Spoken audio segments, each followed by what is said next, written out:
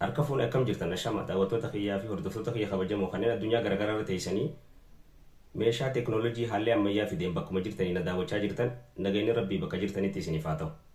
Qophii tanaanii qophii yaada daldalaa kanneen yoon gara keessan fide irraa fayyadamtan jee yaadu kanneen yoo irratti hojjetan bu'aa guddaa irraa argatan jee yaadu kitaabota adda addaatii fi iddoo garaagaraa irraa kanneen walii qabe keessaa cuunfee kanneen itti isinii dhiyeessuudha. Qopheessee kan isinii dhiyeessu akkuma beektan ana obboleessa keessan daraaraadha jechuudha. So qophii teenya taarraa tana dura osoo gara sinceene dura like fi subscribe godhuun dagatinaa kanneen hanga ammaa gootanilleen hedduu galatoomaan isin jechuu barbaada. Gamanumaan muuziqaa cimsaa xiqqaa kana booda gara qophii teenyaatti ceena. Gara tokkolleen deeminaan isin hin jaal.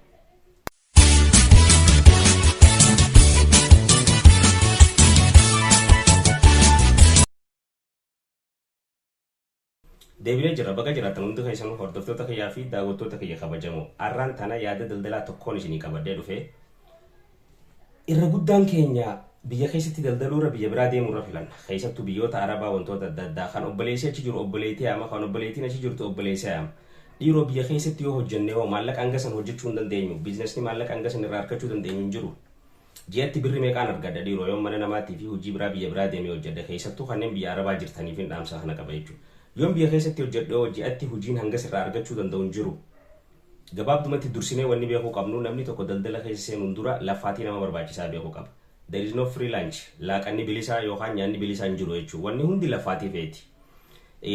Waan biraa dhiisi hamistarsii kafaluuf taaptaap godhuu qabda isaa meeqarra teessee jechuudha. So ani taaptaabii itti fufiinsa hin qabne irraa taaptaabii itti fufiinsa qabduun si himuu barbaada jechuudha. Hayoo irratti hojjettee murannoo irra qabaattee sagantaan irratti hojjette galma guddaa itti geesse jee yaadu. Dhiiroo daraaraan arroo maal nu qabatee dhufe jechuun kan oolamu. Akka biyya teenyatti gaa hawaasni keenya wanni inni beeku daldala gurguddaa foorsii oofuu, maarree oofuu, baajaaj waan akkana kana bira jira irra guddaan nama. Siigalee daraaraan wanni namaa himu waan namni keenya dagate waan xixiqqoo faa si himata bu'aa guddaa qabdi jee yaadu tokkoffaa. Akkana jechuun waan gurguddoon himu jechuun miti gurguddoo siifeen hima. Wanni xixiqqoo tanarraa siimuuf nama xiqqoo irraa ka'ee gara guddaa deemeetu bakka guddoo dhaqa jechuudhaaf. Kallattumaanii sagantaa teenya ta'arraa maali dhiiroo wanni daraaraan nu himuu deemu. Wanni si himuu deemu ji'aan yoo xiqqaatte birrii 50,000 hanga 75,000 irraa hojjechuu dandeessa. Garuu waan kana hojjechuudhaaf murannoo teetii fi laffaatiin ta'e murteessaadha. Waan tana sammuutti hime jechuudha. So namni tokko daldala tokko keessa seenuun dura yaada qabaachuu qaba yaada qabaate san ammoo sagantaatti saganteeffachuu qaba sagantaa san ammoo hojiirra oolchuu qaba erga hojiirra oolche keessa deddeebi'ee ilaaluu qaba murannoon irratti hojjechuu qaba jechuudha. Kanaafin yaadota daldalaa garaagaraa nu qabadhee dhufa yeroo baay'ee maaliif yaadota daldalaa kan nuti irratti hojjanneetu jira kan namoota biraa irratti hojjetanii bu'aa guddaa irraa argatan. So yaaniin ara nu qabadhee dhufa yoo jiraatte biddeena buusuu waan takkaatu jira namni keenya magaalaa dhaqee gizee biddeena bitatu biddeenni amaaraa ni jira jee bitata. Dhiiroo biddeenni amaara maaltu godhe biddeena kana. Biddeenni nyaachuu qofa moo maallaqa ta'uu hin danda'u biddeenni ni danda'a akkamitti ta'uu danda'a. Wanni hundi obsaa fi murannoo fi irratti hojjechuu feeti. Tokkoffaa amala hojii tuffachuu keessaa bahu. Tokkoffaa amala hojii tuffachuu keessaa bahu. Lammaffaa hojii takkaaf hojjechuudhaaf fedhii qabaachuu. Erga fedhii qabaattee murannoon irratti hojjechuu. Yaadota qabaachuu yoo hin qabaanne namoota yaada sii kanan hordofu. Ani amma small business bizinesoota xixiqqaa kanneen maallaqa xiqqaan jalqabuu danda'an. Keessattuu shamarran akkasuma dargaggoonillee yoo irratti hirmaatan bareeda jee yaaduun isin hima. Arraan tana duba biddeena buusuudhaan isinii qabadhee dhufe jechuudha.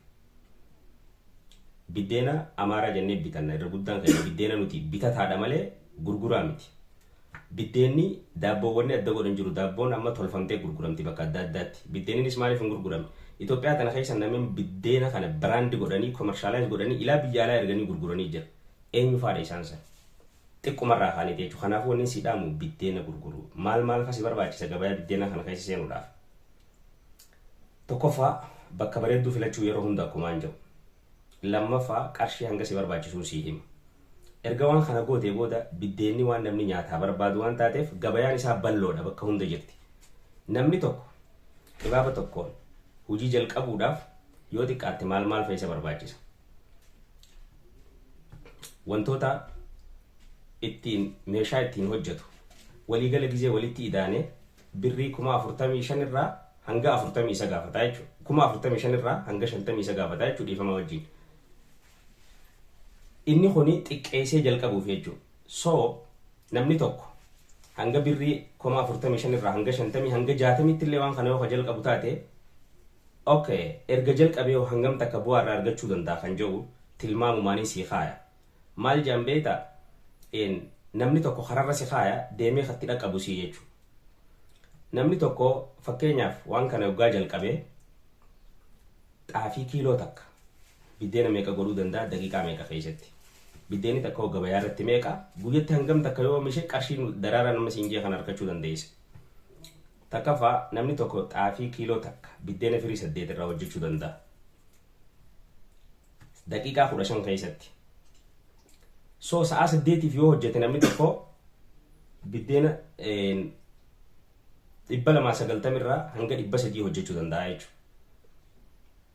Sa'a 8tiif waan kana yoo hojjetu taate.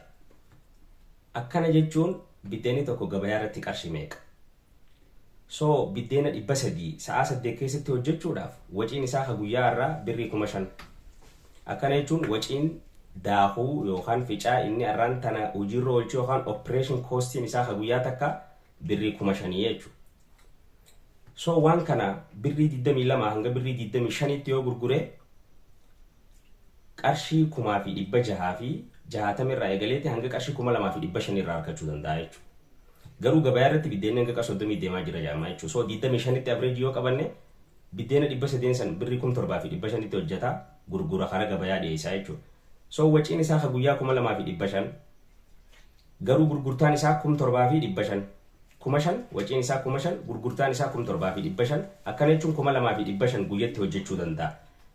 Profiitii yookaan tirfiin qulqullaa'uun jechuudha. Ji'atti birrii 75,000 ta'a jechuudha kan qulqullaa'uun. So 75,000 kanarraa birrii 25,000 waan ta'u yoo fakkeenyaaf hojiilee adda addaa wantoota akka biilitirikaa, bishaanii, humna namaa fi waciilee adda addaa kan biraatiif yoo kan oolchu taate hanga birrii 50,000 irraa ni argata jechuudha. Profiitii yookaan bu'aa qulqulluu jechuudha.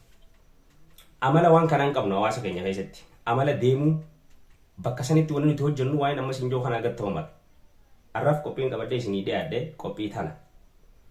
Torbeetti aanu qophii wal fakkaatu hanga walitti deebinu nagaa naa tura bakkuma jirtanitti nagaa fi rahman rabbi isinirraa jiraatu. Peace.